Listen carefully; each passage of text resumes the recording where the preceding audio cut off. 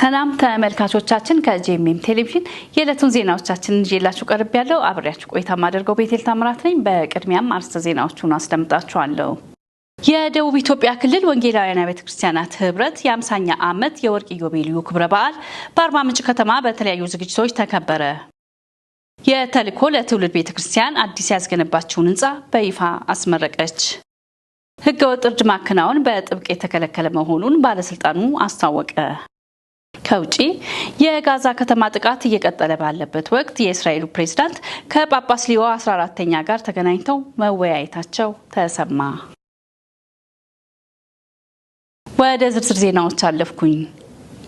የደቡብ ኢትዮጵያ ክልል ወንጌላውያን ቤተክርስቲያናት ህብረት የ50ኛ ዓመት የወርቅ ኢዮቤልዩ ክብረ በዓል በአርባ ምንጭ ከተማ በተለያዩ ዝግጅቶች ተከበረ። ያለፈውን ማክበር የወደፊቱን ማበረታታት በሚል መሪ ቃል የኢትዮጵያ ወንጌላውያን አብያተ ክርስቲያናት ህብረት 50ኛ ዓመት የወርቅ ኢዮቤልዩ በዓል በደቡብ ኢትዮጵያ ክልል ወንጌላውያን አብያተ ክርስቲያናት ህብረት አዘጋጅነት በጋሞ ባህል አዳራሽ ተከብሯል። በዕለቱም የኢትዮጵያ ወንጌላውያን አብያተ ክርስቲያናት ህብረት ፕሬዝዳንት የሆኑት ፓስተር ጻድቁ አብዶ፣ የደቡብ ኢትዮጵያ ክልል ርዕሰ መስተዳደር አቶ ጥላሁን ከበደ፣ የጋሞ ዞን አስተዳደር ዶክተር ደምስ አድማሱ፣ የከተማው ከንቲባ ዶክተር መስፍን መንዛ፣ የዞኑ የመንግስት ዋና ተጠሪ አቶ ሐኪም ያየለ፣ ሌሎችም የመንግስት ባለስልጣናትና የወንጌላውያን ቤተ እምነት መሪ አገልጋዮች መገኘት ችለዋል።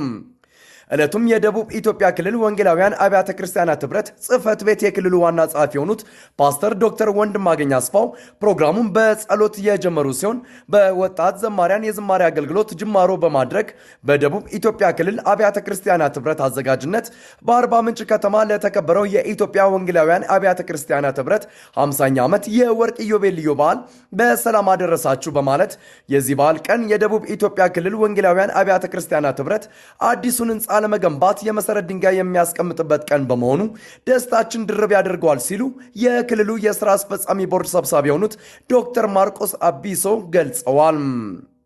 የኢትዮጵያ ወንጌላውያን አብያተ ክርስቲያናት ህብረት ፕሬዝዳንት የሆኑት ፓስተር ጻድቁ አብዶ በበኩላቸው የኢትዮጵያ ወንጌላውያን አብያተ ክርስቲያናት ህብረት አመሰራረት ገለጻ ያደረጉ ሲሆን አንድነታችንን ከትላንት ይልቅ ዛሬ አጠናክረን ከጥላቻ ከበቀልና ከመለያየት ልንርቅ ይገባል፣ ምክንያቱም የፍቅርና የአንድነት ሰባኪዎች ስለሆነ ሲሉ የእንኳን ደስ አለን መልእክታቸውን ጨምረው አስተላልፈዋል።